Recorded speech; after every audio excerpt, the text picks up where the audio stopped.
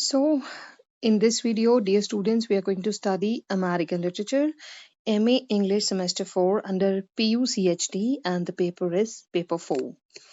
So, this is the topic, Unit 5, Ronald Takaki's Multiculturalism or A Different Mirror, very important topic.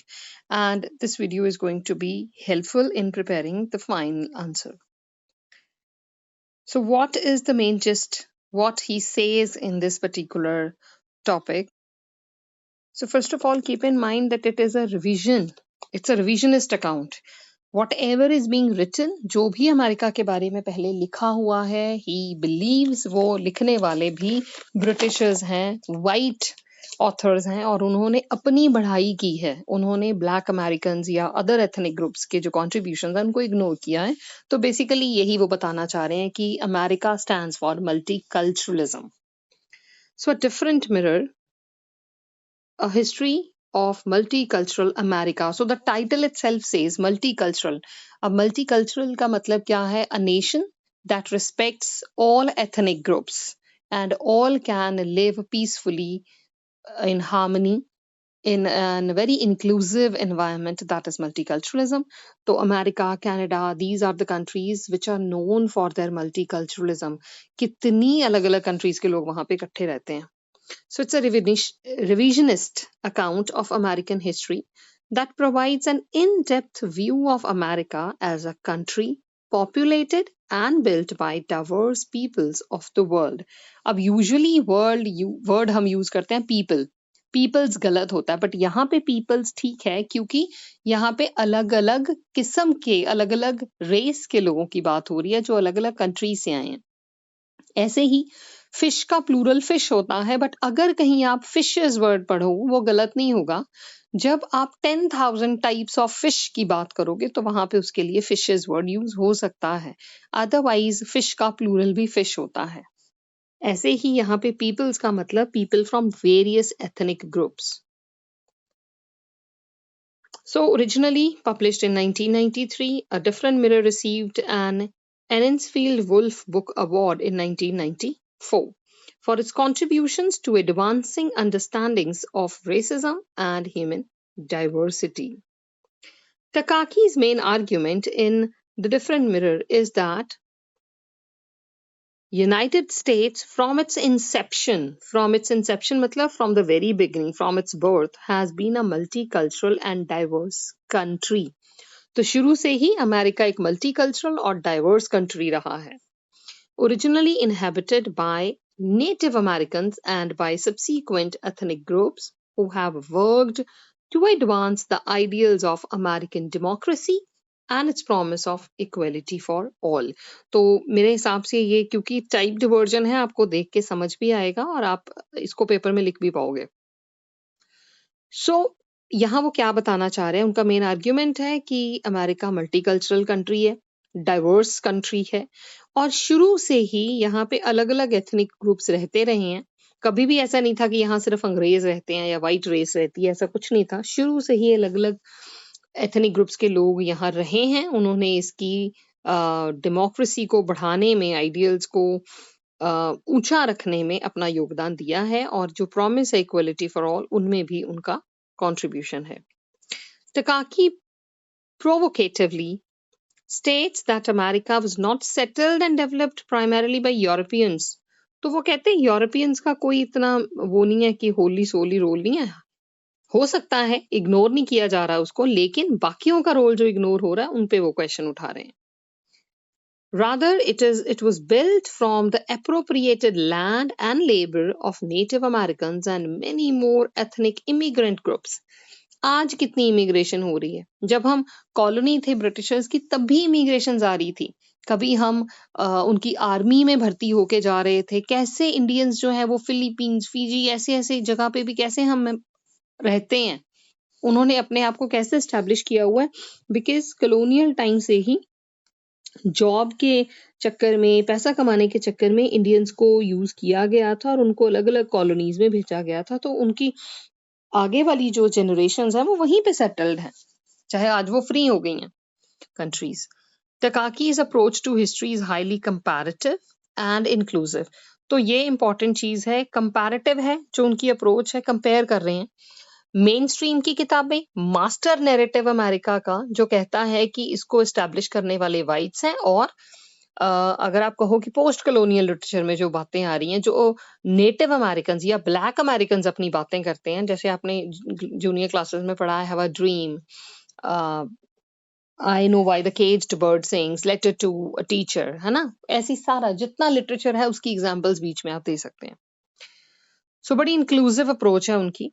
As ही डिसरप्ट्स, वो disrupt कर रहे हैं, वो नहीं मान रहे हैं, वो इसको क्वेश्चन कर रहे हैं, master narrative of American history को क्वेश्चन कर रहे हैं, that largely focuses on achievements of white American, क्योंकि उसमें वाइट अमेरिकन की ही अचीवमेंट्स की बात हुई है। Instead Takaki's book addresses the foundational or fundamental contributions of minority groups and puts their experiences at forefront of American history.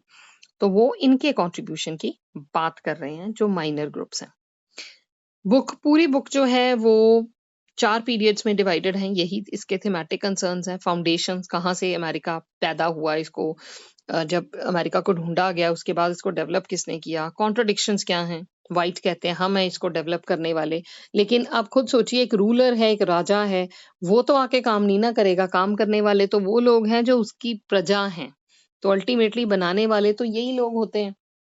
अब हम घर में रहते हैं, हम कहते हैं हमने घर बनाया, बनाने वाले तो भाई वो है ना, सारे आर्किटेक्ट ने भी सिर्फ मैप बनाया, मिस्त्री जो काम करते हैं वो हैं घर को बनाने वाले, हमने सिर्फ पैसा दिया। Transitions and transformations.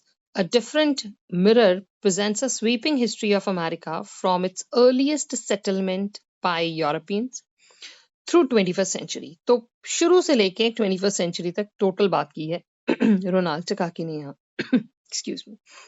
While Takaki addresses the key epochs and figures in American history, his approach is distinctively revisionist. ऊपर बात आई थी comparative और inclusive, यहाँ बात हो रही है रिवीजन कर रहे हैं, सारा देख रहे हैं दोबारा से कितना ठीक कितना गलत हुआ। As he pays close attention to the narratives and perspectives of peoples who typically are not recorded in official histories. तो official history में कहीं उनका कोई रिकॉर्ड नहीं है। ये क्या कर रहे हैं, ये आम लोगों के घरों पे जो चिट्ठियां, पोम्स, मेमोयर्स, जो ऐसी लिटरेचर पढ़ा है जो मेन स्ट्रीम में नहीं आया, जो किताबों में नहीं आया, लेकिन कहीं पढ़ा है, लेकिन किसी ने उसकी तरफ ध्यान नहीं दिया, ये उनकी बात कर रहे हैं, उनको डिस्कस कर रहे हैं सारी चीजों को। That is highly ethnographic in its description of everyday lived experiences of ethnic groups. तो ये बहुत closely grass root level पे जाके सब कुछ discuss कर रहे हैं। Conceptually, a different mirror advances theories about race and ethnicity, treating these not as static categories. तो race को और ethnicity को भाई वो बिल्कुल भी static नहीं देख रहे हैं, race भी dynamic है और ethnicity भी dynamic है। एक इंडियन जरूरी नहीं है इंडियन ही रहेगा, एक इंडियन ब्रिटिश हो सकता है वहां की सिटीजनशिप लेके। व्हाइट रेस वाला कोई अगर ब्लैक रेस वाले के साथ शादी कर ले तो हाइब्रिडिटी होगी, उसकी रेस मिक्स हो गई आगे, तो ये स्टैटिक नहीं है, चेंज हो सकते हैं। But are relational cultural constructs that gain salience through shared imaginary and common experiences across time and space. So simple इसका मतलब है race and ethnicity are not stable, they are not static, they are dynamic, they keep on changing. If one minority group or a person from one group gets married or attains citizenship of some other country or gets married to the person from other ethnic group. Early on, Takaki sets up the trope of Caliban. तो यहाँ Caliban की example देके ये बात बता रहा है, मान लीजिए Caliban की पूरी अगर ट्राइब होती वहां पे और प्रोस्पेरो आके इनकी ट्राइब से में शादी कर लेता है टेम्पेस्ट में, तो वो अपनी बेटी को साथ लेके जाता है ना। अगर यहाँ उसकी शादी हो जाती तो जो उसकी नेक्स्ट बच्चे आने थे वो हाइब्रिड वाले होने थे, मिक्स्ड रेस, क्योंकि फादर ब्लैक होने थे या वाइट, एक पेरेंट वाइट और एक black. Multiculturalism is this, how they live in harmony together. A figure from Shakespeare's play The Tempest to show how English representations of the other took on different meanings in different contexts. तो कैसे यहाँ पे ये जो Tempest में Prospero Caliban को कितना बुरा बोलता है। पोस्ट कॉलोनियल का फर्स्ट सेमेस्टर का फर्स्ट यूनिट था द टेम्पेस्ट, तो कितना बुरा बोल रहा है, कभी उसको वो सैवेज बोल रहा है कि तुझे पढ़ना नहीं आता था, तू फिल्थ से ज्यादा कुछ नहीं है, मैंने तुझे लैंग्वेज सिखाई, कितने एहसान जता रहा है उस पे। तो हमेशा से ही वाइट्स के लिए ब्लैक या ब्राउन रेसेस जो हैं वो बारबरिक, सैवेज, लस्ट, डार्कफुल यही सब रही हैं। तो फिर वो ग्रुप कोई भी क्यों ना हो, तो वाइट्स के लिए बाकी सारे एथनिक ग्रुप्स जो हैं वो, चाहे वो मान लीजिए इंडियन, ब्लैक, आयरिश, कोई भी हैं, जितने कॉलोनीज वाले लोग हैं, ये वाइट्स के लिए हमेशा बारबरिक और ये ऐसे ही नेगेटिव वर्ड्स इनके लिए यूज होते हैं, और हम सारे इस कैटेगरी में आते हैं। Ultimately, these representations of racial difference reveal more about the creation and consolidation of white American identity than about people Caliban supposedly represents. तो ये जितने वर्ड्स हैं ये बेसिकली क्या दिखा रहे हैं, वाइट मेंटालिटी दिखा रहे हैं कि वो अपनी ही बढ़ाई करते हैं, अपने ही कंट्रीब्यूशन, अपनी अचीवमेंट्स दिखाते हैं, और उनके लिए वो जो ब्लैक या ब्राउन रेसेस या माइनर माइनॉरिटी ग्रुप्स जितना काम करते हैं वो बेमायने हैं, उनके लिए वो उनको वैल्यू नहीं देते। The power differentials of race and ethnicity are tied to class and trusts is another prominent theme in Takaki's work. तो कैसे ये रेस और एथनिसिटी क्लास के साथ डील करती है, ये भी एक इम्पॉर्टेंट फीचर है यहाँ पे। Part 1 depicts brutal appropriation of indigenous land and black labor by white colonists और settlers and slave holders।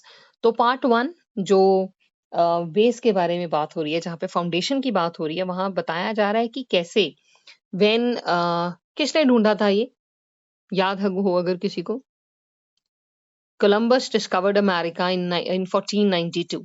तो ये तो नहीं था कि वहां लोग नहीं रहते थे, लेकिन जैसे ही वाइट्स ने ये ढूंढा, डेफिनेटली वो वहां पे जाके सेटल होने शुरू हो गए होंगे, तो इंडिजीनियस लोग, जो नेटिव लोग हैं वहां पे, उनको बहुत तकलीफ हुई जरूर होगी। तो पार्ट 1 में उनकी बात है। Part 2 and 3 document the exploitation of immigrants and migrant workers for capitalist expansion। तो हमें पता ही है कितना स्लेव सिस्टम चलता था, लोगों को उठा के ले आते थे, उनको जाने नहीं देते थे, ना पैसे देते थे, उनसे कितना काम कराते थे। While Part 4 details the hard-won concessions that ethnic minorities extracted from white Americans, a political victory that did not equate to economic equity in 21st century. तो ये पूरी बुक की जिस्ट है कि पूरी बुक में एग्जैक्टली बात हो क्या रही है। Thus, A Different Mirror is very much a story about class conflict। तो रेस के साथ वो ग्रुप्स तो आ गए, माइनॉरिटी और जो मेजॉरिटी ग्रुप्स तो आ गए, उसके साथ साथ यहाँ पे क्लास डिफरेंसेस की भी बात हो रही है, high class, low class, rich and poor, वो भी बात हो रही है। जो सेम बात लेटर टू अ टीचर में हुई थी कि दो किस्म के बच्चों की बात हो रही है, एक अमीर ग्रुप के और एक गरीब ग्रुप के। A story in which institutionalized racism made it possible for capitalists to profit from the stolen land and labor of ethnic minorities। तो ये वो स्टोरी है जो हमें बताती है कि कैसे जो रेसिज्म है ना, उसका फायदा उठाया गया। मतलब जो ब्लैक्स थे, जो नेटिव्स थे, ये मान ही लिया गया कि ये तो गुलाम ही है, ये सिर्फ एक्सप्लॉइट ही किए जा सकते हैं, और जितना एक्सप्लॉइटेशन सोचा भी नहीं जा सकता उनका, उतना किया गया।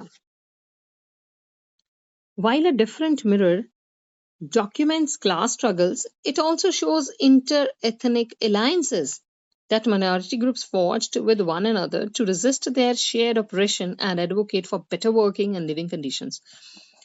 तो हम डिफरेंसेस जरूर देख रहे हैं, हमने देखा अमीर गरीब का डिफरेंस, रेस का डिफरेंस, व्हाइट और ब्लैक का डिफरेंस, लेकिन इस सब में इन सब का अलायंस, इन सब का गठजोड़ भी दिखाया जा रहा है कि कैसे माइनॉरिटी ग्रुप्स ने आपस में हाथ मिला लिया ताकि वो अपनी बेटरमेंट के लिए काम कर सकें और क्या रेजिस्ट कर सकें ऑपरेशन को जो सारे सह रहे हैं वो। In each chapter, Takaki provides evidence of ethnic groups challenging the status quo, linking their situation to a wider struggle for freedom and equality। और ये हमने पूरे लिटरेचर में जितना आपने पढ़ा है अपनी ग्रेजुएशन में भी, पीयू के अंडर, उसमें भी सबने आपने ये पढ़ी हैं सारी चीजें। कैसे उनका स्ट्रगल रहा है फ्रीडम और इक्वलिटी के लिए, कैसे फ्री बर्ड रिप्रेजेंट करता है व्हाइट अमेरिकन को और केज्ड बर्ड रिप्रेजेंट करता है ब्लैक को। कैसे आई टू में वो कहते हैं कि जब कंपनी आती है तो मुझे किचन में भेज दिया जाता है, लेकिन I eat and I grow stronger, मैं कल को टेबल पे बैठूंगा जब कंपनी आएगी। तो एक होप है ब्लैक के मन में कि मैं भी बढ़ूंगा, और फिर I would try my best कि मेरे बच्चों को उनकी स्किन कलर की वजह से जज ना किया जाए, उनके साथ अच्छा बर्ताव हो। टेलीफोन कॉन्वर्सेशन आपके सामने एक एग्जाम्पल है, जो पोम लिखी हुई है। Takaki's focus on interconnections and interdependence of ethnic groups sets his work apart from previous studies of race and ethnicity that typically address single groups of people. तो इससे पहले जितनी बुक्स आई हैं वो सिंगल ग्रुप के बारे में बात कर रही हैं, या माइनॉरिटीज बेचारी वो दबी कुचली हैं, या ब्रिटिशर्स कैसे कहते हैं कि they were on the civilising mission and they had been giving us the best of everything, वो they tried to give us the better life. तो ये अलग है, क्योंकि ये उन लोगों की आपस की इंटरकनेक्शन और इंटरडिपेंडेंस की भी बात हो रही है यहाँ पे। Due to this comparative and multicultural approach, a different mirror is a foundational text in this field of ethnic studies and American history. तो अगर अमेरिकन हिस्ट्री या एथनिक स्टडीज को अच्छे से अंडरस्टैंड करना है, पढ़ना है, तो this book has work wonders. तो ये अपने आप में ही बहुत ज्यादा इम्पोर्टेंट और सिग्निफिकेंट बुक है। I hope this is going to be helpful. So without dragging the video too much so that it might not turn very boring for you, I'll end it here only. All the very best. Take care. Bye for now.